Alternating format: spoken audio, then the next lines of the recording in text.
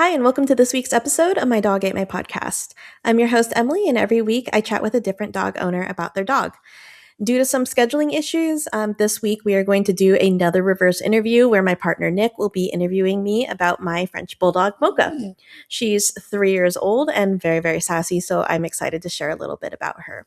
And if you know anybody who would be interested in being featured on the podcast, let me know. Have them reach out to me. My DMs are open, and I'd love to have them on the show. Thanks and enjoy.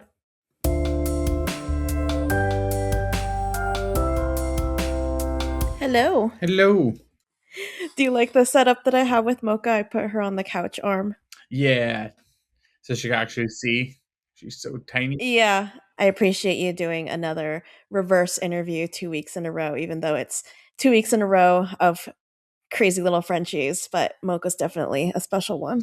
Yeah. Tell me about Mocha. Like, where did you get her? So Mocha is from Oregon, Northern Oregon. I'm blanking on where exactly she came from. I think it was Beaverton or thereabouts. She, like Jax, is a rehome.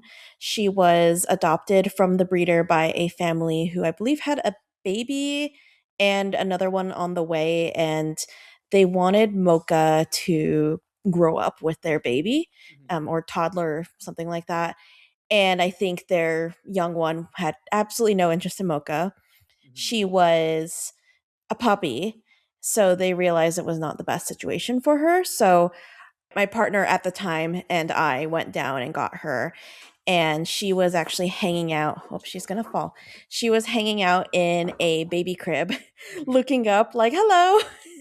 It was kind of cute, but also like, oh, you poor thing, you're in a little baby crib. So she came home with us, and her name at the time was Rosie. I wasn't really feeling Rosie. It felt very generic for her. Like, it didn't quite match with her personality, I guess I should say.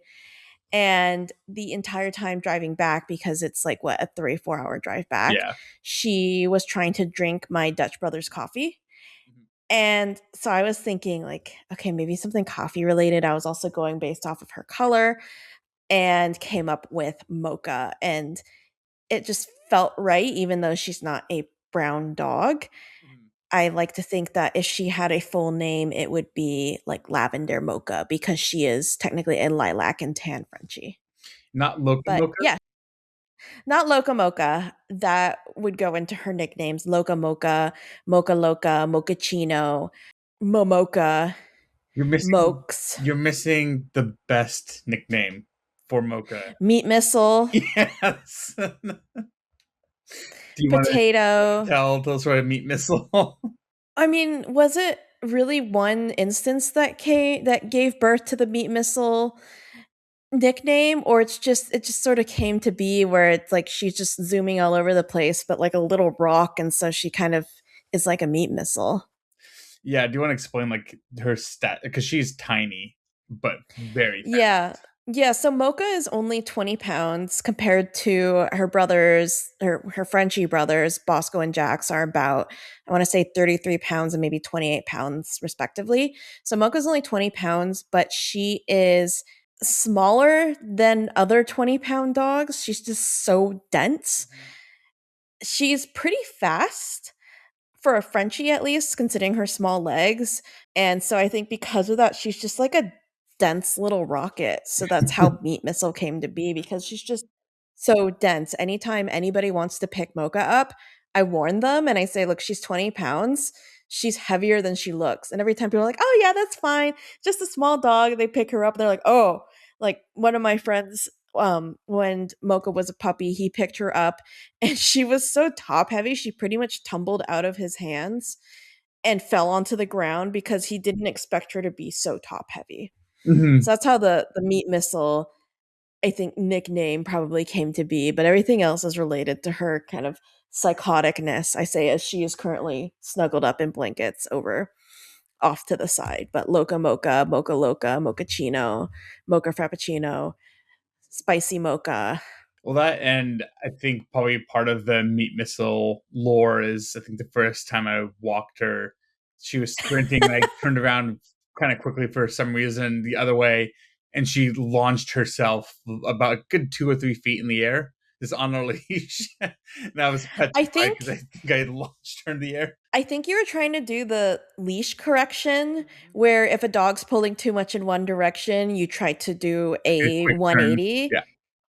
and turn them in the other direction, but you didn't anticipate Mocha's density relative to her size and also the fact that she was just pulling so hard that she just went whoo and just went flying and you were like, "Oh my god, I just tossed my new girlfriend's dog." Mhm. And I would just do that It regularly. That's just was a it Sunday was so afternoon. funny. I know this is a reverse interview, but do you want to talk a little bit about what your favorite thing to do with Mocha is and what emotion or feeling she inspires or invokes in you? Oh, just like the absolute insanity of her, like just I can't even describe it. Just the noises and the Cute spastic. aggression. Yeah, the insane cute aggression that she inflicts upon herself. Oh, Mocha just always inspires so much cute aggression in you. I know. But she's so cute and her pupils are always so huge. She is just always like Bug-eyed. so bug-eyed, but it's not like her eyes like extrude. She's just always so chaotic. Yeah. I think if Mocha were on the like lawful, neutral, lawful good, lawful evil, all the way to like chaotic, she would be chaotic neutral. Yeah. I don't think she's quite chaotic good, but she's not chaotic evil. She's just a lot of chaotic energy. Yeah. Where does she like to go to get some of the energy out? Marymore Dog Park is one of her favorites because she can go run around as she kicks my table away. She can go run around with River and Apollo and sometimes go in the water, sometimes not go in the water. A lot of rolling around in the dirt. Mhm. She will go on walks and she used to pull a ton, but I think since you've been working with her, she's gotten a lot better at that. But otherwise, just running amok at the dog park, especially Marymore Dog Park, is one of her favorites. Even though she sounds like an asthmatic old lady with a smoker's cough, Yeah. but it doesn't stop her. I think she's just like Jax, where Jax will live for Ball and sacrifice breathing for Ball. Mocha just does not care if she's out of breath or tired. Like she'll just keep going. Mhm. What would be Mocha's theme song if she was to have a theme song? It would be "Livin' La Vida Loca" by who's it? This is Is that Ricky Ricky Martin. Martin? Yeah. Ricky Martin. "Livin' La Vida Loca," but it would be "Livin' La Vida Mocha." And I think it's just because she's kind of crazy I mean, the and lyrics, if I mean, pull them up, they call out, she can get you to do stuff. She's so yeah, crazy. yeah, yeah. Ah, yeah. That's kind of her chaotic energy. It's fun. It's musical. You kind of want to dance to it, but she's also psycho. Yeah. I'm trying to think of what other theme songs would be good for her. I feel like some other chaotic songs would also be appropriate for her, but maybe some like chipmunky songs or something like that. But really, "Live in La Vida Do Mocha" you think she has, like, a little is a heavy good one. metal spirit in her? I think so. I Then could see her Chop with. Suey, probably. Oh yeah. Oh, come What about Chop Suey? just the Yeah. end, the bait and just, like, the burst of chaos. I think that song is in Sing, and that's what it reminds me of. Anyway, Yeah, what is her inside voice? I feel like it's either a really high baby voice, like "I'm just Mocha, I'm just a baby, I'm so Mm, cute," no. or or it's "Oh my god, I'm a smoking old lady." Yeah, Ah! But it's nothing in between. yeah. It's a I think it's a switch. smoking old lady. I think if she's sleeping and she's cute and she's adorable like this, she's just a baby. But once she goes crazy, then she goes into full old Asthmatic lady mode. smokers asthmatic mode. But there's no in between, there's no ramp up. It's just a switch flipped. Mhm. What are her favorite treats? I feel like she's not very discerning. She really likes the botchies or the botchies Oh, the treats bees. that Yeah, the bees that Costco carries, well, everybody carries them, but Costco carries them in bulk. She really likes those. But I feel like she's not very discerning. She likes to eat anything. She will chew on those tiny little gravel pebbles. She was chewing the other day on an upholstery staple that I don't know where it came from. She will chew, yeah, on dirt and rocks and pieces of plastic. I know what she likes, but she'll eat anything. However, when she is excited, she does not care about food. Hmm. I tried to do like, taking treats with us to the dog park and stuff to try to train her.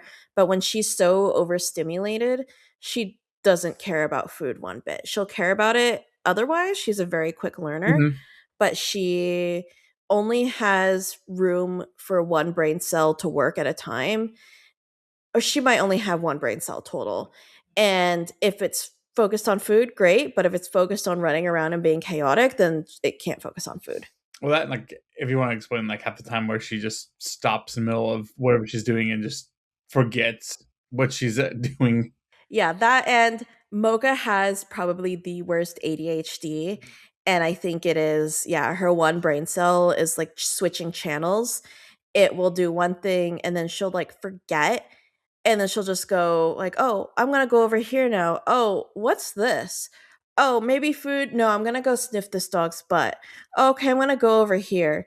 Like, if she is wearing like a tracker on dog walks, it's just going all over the place. Like, she puts in twice as many steps as I would because she's just all over the place. She's just so easily distracted. And I have to tell kids that when they want to pet her, like, she's easily distracted.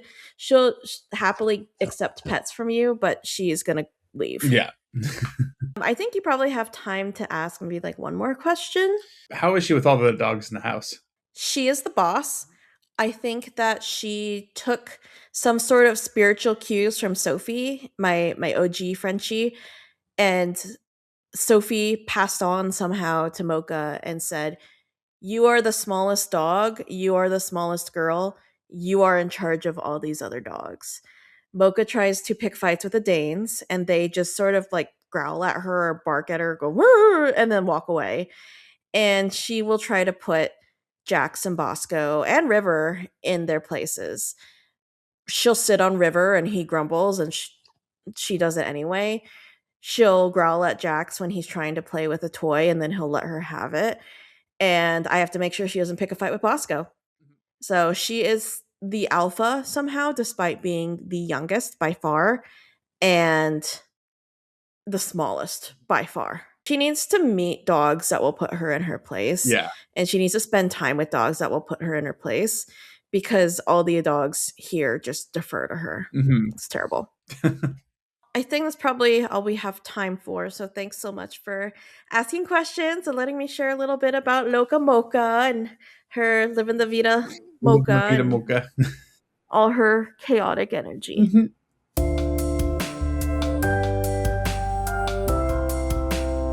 Thanks for tuning in, and don't forget that you can listen to, watch, and subscribe to My Dog Ate My Podcast anywhere that you get your podcasts. And if you want to follow along with Mocha's adventures alongside Jackson Pendleton, who we've already featured in previous episodes, you can follow us at Misfit Frenchies on Instagram. Thanks, and we'll see you next week.